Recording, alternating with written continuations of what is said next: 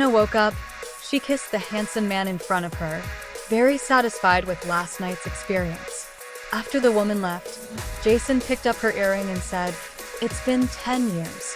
We finally meet again, little one." When Anna returned home, she found her fiancé had brought a new lover home again. Benno was being intimate with his new fling right in front of Anna. Anna remained indifferent, thinking to herself, "Benno has been cheating on me for 4 years, and I only had a one-night stand once. What a pity," Anna informed Benno. "We're going back to the old house later. Your uncle has returned to the country." Benno silently complained, "Is he coming back to compete with me for the family fortune?" Anna quickly got ready and teased Benno. "Finished so fast? Waiting by the car this early?" Benno looked embarrassed. Back at the old house, Benno's mother, Tanya, pulled Anna aside for a talk. Clearly, Tanya was not a good person. She scolded Anna, "How can you be a fiancé and let the paparazzi catch Benno in such a scandalous act?" Tanya kept belittling Anna, who thought to herself, "If it weren't for getting close to you, this poisonous woman, I wouldn't have gotten engaged to that rotten cucumber Benno." Anna noticed a man's figure that looked familiar. Then Jack called Anna over to meet his second son, Jason. Jack teased Anna, "It's been 10 years since you last saw him, right? Your uncle Jason." As soon as Jason saw Anna, he called out, "Long time no see, little one." Anna forced herself to stay calm and started making tea. Meanwhile, Benno tried to help his grandfather with a chess game, but Jack scolded him for being disruptive, and Jason sent Benno away. During dinner, Benno was a step too slow, and Jason immediately sat next to Anna. While eating, Jason boldly touched Anna's leg and casually responded to Tanya's fake greetings. Tanya pretended to welcome Jason home, but deep down, she was annoyed by his return, thinking, "Is he here to compete with my son for the family fortune?" On the other hand, Benno deeply disliked Jason. Although Jason was only 3 years older, he always acted like an elder. Benno prided himself as Jack's legitimate grandson, while Jason was only the second son from Jack's remarriage. Benno believed he was superior to Jason. Suddenly, Tanya suggested to Jack, "How about we have Anna and Benno get married sooner? That way, you can hold your great-grandchild sooner." Jason immediately retorted, "Sister-in-law, Anna just graduated from college. Maybe you should ask for her opinion." Anna obediently replied, "I'll listen to the elder's advice." Then Jack told her to go home that night and discuss it with her parents. Jason offered to drive Anna home. Anna was impressed by the man's luxury car, and Jason tossed her the car keys. In the car, Jason teased Anna, "Are you really going to marry someone you don't love? What's forcing you to sacrifice your happiness?" Anna suddenly grabbed the man's collar and said, "If you dare ruin this, be careful. I won't go easy on you." Jason replied, "Whatever you want, I'll help you." Anna didn't believe him. Then the man asked to get out of the car, leaving Anna confused. He then said, "The car is yours, little one. Happy graduation." When Anna returned home, she asked her father, Silla, for his opinion on her arranged marriage with Benno. Silla beamed with joy and suggested that they should proceed with the marriage as soon as possible. He then proposed inviting the famous Alice to perform at their family theater under the name of the wealthiest man in the city, so that the theater wouldn't go bankrupt. Anna secretly mocked in her heart, "The theater is my mother's legacy. This gold-digging man really can't hold on to the family fortune." She glanced at her stepmother Lilith, who shamelessly hoarded her mother's headdress. Anna vowed to reclaim the legacy her mother had left her. Jason had just finished showering when he received a call from Anna. The man teased, "Did you miss me?" Anna boldly admitted, "Yes, I missed you. Can we meet tomorrow?" The reason Anna called was that she needed to replicate the headdress her mother had left behind. Anna's assistant, Xiaomi, told her that the only person in the country who could make the headdress was Jason. When Anna met Jason, she showed him a photo album on her phone. Jason guessed that the woman wanted to replace the real with the fake. Jason stated that if Anna canceled her engagement with Benno, he would make the headdress for her. Anna wasn't pleased. In the end, the man demanded that Anna spend another night with him. Then Jason kissed Anna, and they shared a deep kiss before he closed the convertible roof. Anna's stepsister, Bess, noticed the luxury car parked outside the neighborhood and was about to check it out. Anna spotted her father and the others, panicked and hid. She urged Jason to drive away quickly. Jason deliberately raised the stakes. "How about spending 2 nights with me?" Anna had no choice but to agree. Then Jason drove past Scylla's family. Anna's hidden identity was that of a peaking opera actress, Alice. Her assistant, Xiaomi, informed her that Tanya had brought a white-haired man to her performance. The man, named Tony, was an antique dealer. Anna knew that Tanya had been smuggling antiques for years and was determined to find evidence of her crimes. Tony was the key. Tony watched Alice's performance and was utterly captivated, even wanting to collect her. Alice reminded him of another unruly collectible. After the performance, Jason asked Alice for an autographed photo.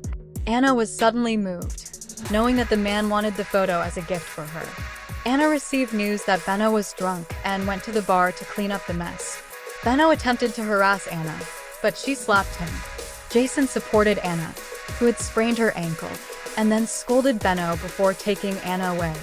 Jason domineeringly carried Anna and demanded that she stay at his place for 2 days. The man tenderly treated her injured foot. Anna had no choice but to stay with Jason for 2 days. Jason showed her a sample of the headdress he had made, and then he asked for a reward. Anna deliberately ate messily and kissed Jason with greasy lips. However, the reward the man wanted wasn't that. He wanted Anna to accompany him to a banquet. Anna found herself unable to zip up her dress alone. She intended to ask a staff member for help, but Jason came in and zipped it up for her. Then they shared a deep kiss in the dressing room. Jason forbade Anna from calling him uncle in public, and Anna became Jason's assistant. At the banquet, someone unexpected appeared, Tony. Tony was somewhat infatuated with Anna, saying that she reminded him of someone from his past. Jason was displeased and possessively wrapped his arm around Anna as a warning. She was his woman. It turned out that Tony was there to discuss business with Jason. Anna learned that Tony was also searching for a headdress and wondered if it was the one her mother had left behind. Anna proactively gave Tony her contact information, which annoyed Jason. Jason warned Anna not to contact Tony because he was extremely dangerous. Anna questioned, "Then why are you working with him?" Jason received a call from his subordinate and had to leave urgently. Before leaving, he secretly gave Anna a black card. The man didn't know whether he would survive this mission. Anna approached Scylla and explained that Alice was willing to perform at their family theater, but with one condition.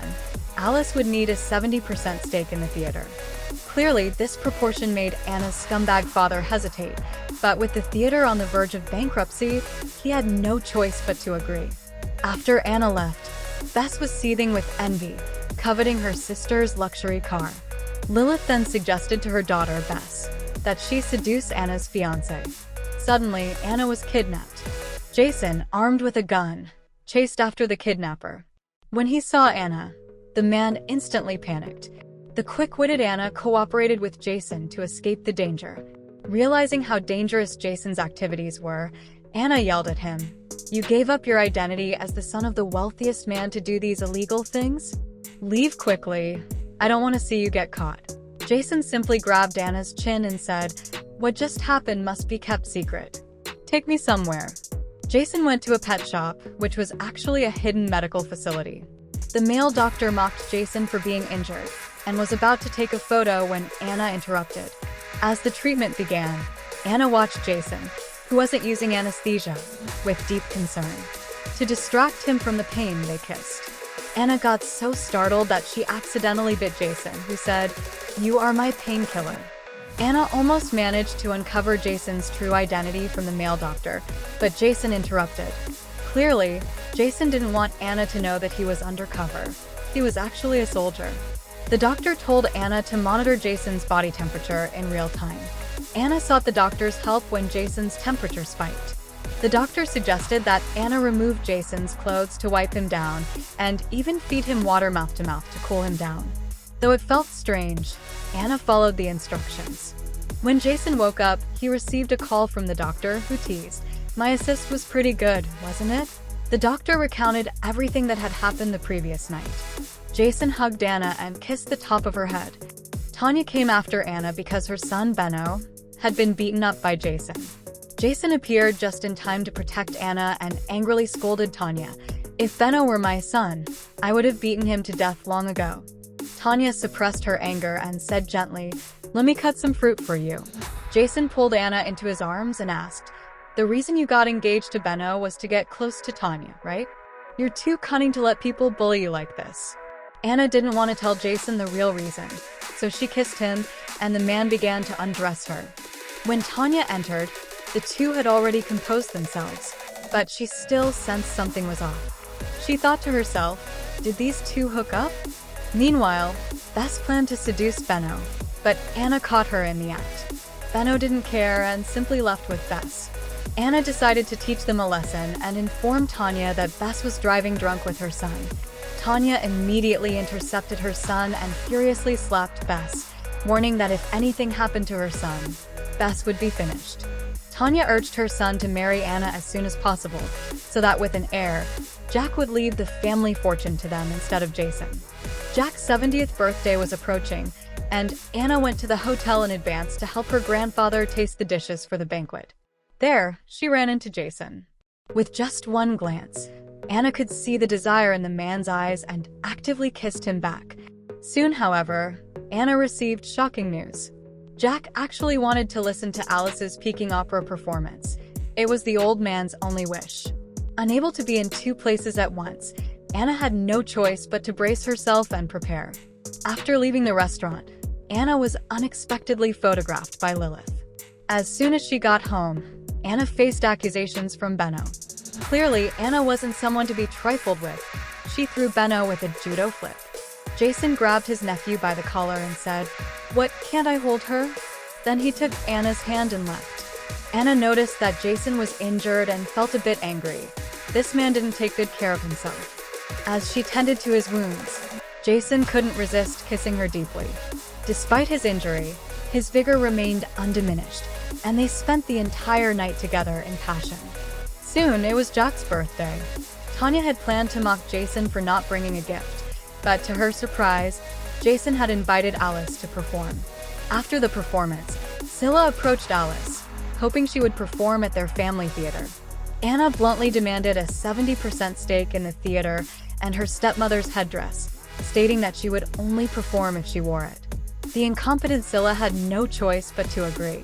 It was clear that Anna had been missing from the banquet for too long, and Jason noticed something was off. Whenever Alice was present, Anna was nowhere to be seen. The man tested his theory and soon figured out the truth. They were the same person. Jason wasn't in a hurry to expose her. Benno was itching to make a move on Anna, but the woman had already seen through his tricks. When Benno sneaked into her room, Anna took out a weapon and beat him up. Tanya had planned to bring Jack over to catch them in the act and force an early marriage, but instead, she witnessed her son's miserable state. Anna directly complained to Jack about Benno's misconduct, and Jason scolded his nephew in front of his father. Tanya angrily accused Jason of being rude, but Jason retorted, "Since my elder brother passed away, I have the right to enforce family discipline. Benno drugging Anna is a crime." Jack, feeling exhausted, passed the family leadership to Jason. Tanya was furious, but Jason gave Benno another lesson, forcing Tanya to beg for mercy. Jason was worried about Anna, but the woman assured him it was all an act. Only then did Jason finally relax. Tanya contacted Tony's subordinate, plotting to eliminate Jason. Meanwhile, Anna's assistant, Xiaomi, reported to her that Tony was Tanya's smuggling connection. Anna knew Tanya had known her mother and speculated that her mother's death was related to Tanya and Tony. Tony had mentioned several times that Anna reminded him of someone from his past. Anna wore a veil and attended an antique appraisal event as Alice. She didn't expect Jason to be there as well. Jason took Alice to the hallway, lifted her veil, and said, "I've known you for 20 years. Did you really think a veil would fool me?" He kissed Anna and urged her to leave early, as the place was dangerous. Tony had already set his sights on Alice, but when he saw her arm in arm with Jason, he had to suppress his interest. After all, Jason was his business partner. Anna noticed someone targeting Jason, and gunshots rang out moments later. Anna worked with Jason to take down the assassin. Back home, Anna was a bit angry. Why was Jason always in danger? The man was pleased by her concern, seeing it as a sign of her care for him. He carried Anna to bed, and they sought new excitement to overshadow the adrenaline from the gunfight. They spent the entire night together in passion. Jason received news that the assassin had been sent by Tanya. Determined to strip Tanya of everything she cared about, Jason agreed to Jack's request to take over the family business. Tanya was furious, but Jack stated, "The group will be handed over to Jason.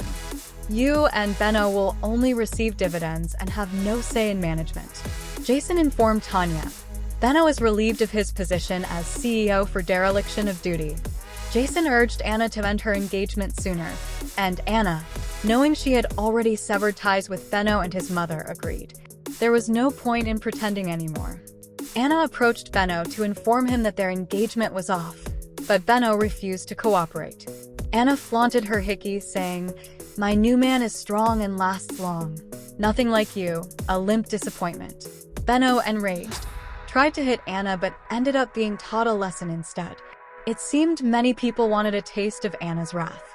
Lilith tried to provoke Anna, thinking that since her daughter had already latched onto Benno, Anna must be pitiful.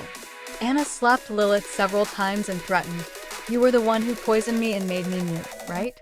Do you want Bess to experience the same, or should I try it on you?" Jack was so angered by Tanya that he ended up in the emergency room. Jason contacted his doctor friend to help. After learning that Jack was fine, Anna felt relieved. From the doctor, she also discovered that Jason had arranged for her treatment years ago when Lilith had poisoned her and left her mute. Anna found Jason and hugged him tightly, asking why he never told her about saving her. Jason could only respond by kissing her. Benno witnessed this scene and, furious that Jason had stolen his woman, blurted out, "Jack should just die from your nonsense." Anna immediately slapped Benno. Benno angrily complained to his mother, and Jason, sensing Tanya's murderous intent toward Anna, warned her, "If anything happens to Anna, your son will pay with his life." Benno was once again taught a harsh lesson. Anna received the headdress Jason had made for her, and its craftsmanship was astonishingly identical to the one her mother had left behind. Overjoyed, she jumped into Jason's bed. Jason loved Anna's initiative, and they spent the entire night entangled. Just after waking up, Anna was pinned down by Jason again. The man couldn't get enough of her. Meanwhile, Tanya planned to use Tony for her revenge. Knowing Tony's obsession with Alice, Tanya proposed delivering Alice to his bed in exchange for Tony killing 2 people. Anna dressed in Alice's opera costume for the performance, and Scylla brought her mother's headdress to Alice. Touched by her mother's relic, Anna decided to wear a replica headdress for the performance. Surprisingly, Bess showed up in a costume backstage, expressing her admiration for Alice and hoping to perform alongside her while wearing the headdress.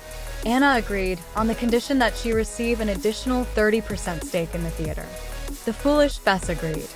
When the performance began, the audience was intrigued by the 2 female leads. Tanya, believing the one wearing the headdress was Alice, ordered her men to act, as Tony was eager to have his way with Alice. Suddenly, the stage lights went out. Jason whisked Anna away, while Bess was taken by black-clad men. Bess knew they had mistaken her identity, but, eager to climb the social ladder, she lied and claimed to be Alice. Bess met the well-dressed Tony, who began to grope her. Bess tried to escape but was pinned down by Tony. Scylla and Lilith panicked when they realized their daughter was missing. Tanya then realized she had captured the wrong person. When they found Bess, the girl had already been violated by Tony. Bess crawled toward Benno, claiming she was still pure, but Benno, unable to bear the humiliation, left in anger. Anna reflected that if Bess hadn't insisted on wearing the fake headdress, she would have been the one captured. Jason taught Anna how to shoot a gun, preparing her for future dangers. Tanya was severely punished by Tony for delivering the wrong person. Anna went to the theater to inform her scumbag father and stepmother to leave. She was now the owner. Anna publicly revealed her hidden identity. She was Alice. Scylla and Lilith hurled insults at Anna, but Anna grabbed Lilith by the throat and ordered boiling water to be poured down her throat. Scylla shouted, "Lilith will go mute." Anna sneered, "So you do care? Where were you when I was poisoned?" Anna had the couple thrown out of the theater. At home, Anna studied her mother's headdress. Her mother's dying wish had been to find it and soon Anna discovered something hidden inside, a USB drive. The drive contained evidence of Tanya and Tony's crimes. It turned out that Anna's mother had been sent to Tony's bed by Tanya, and after discovering their criminal activities, she was killed.